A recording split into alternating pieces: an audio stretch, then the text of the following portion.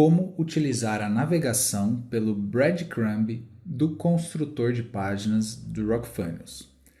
Para exemplificar, vamos citar um exemplo real.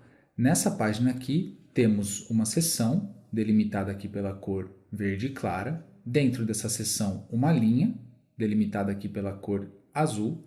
Dentro dessa linha, temos uma coluna, delimitada pela cor laranja. E dentro dessa coluna, alguns elementos.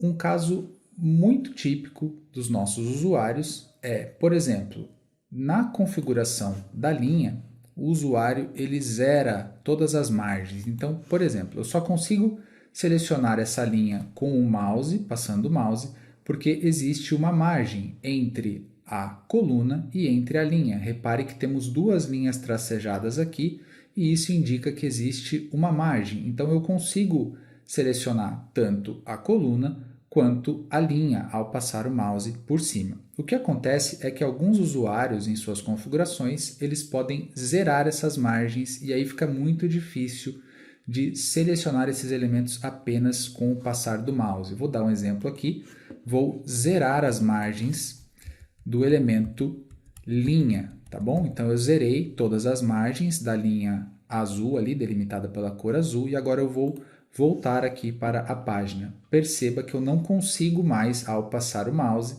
selecionar a linha. Eu consigo selecionar apenas os elementos, a coluna e a seção, também denominada como container. Só que a linha ela está aqui na página, mas não é possível selecioná-la pelo passar do mouse.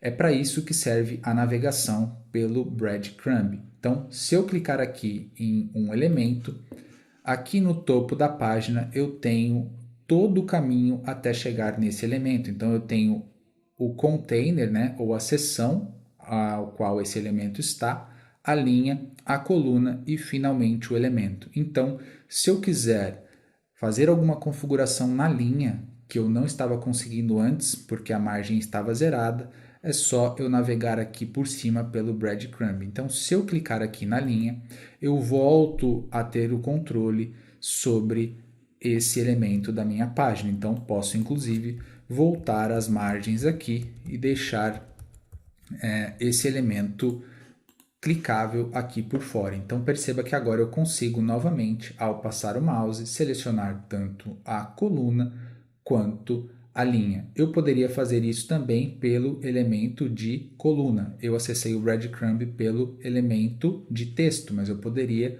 acessar aqui pela coluna. Então, repare que eu tenho o caminho anterior até chegar no elemento que eu selecionei. Como eu selecionei a coluna, eu consigo aqui a configuração do elemento anterior, que é a linha, e também da nossa seção do nosso container. Se eu tivesse selecionado a linha, eu teria também o caminho até chegar ao início dessa configuração, que seria o container.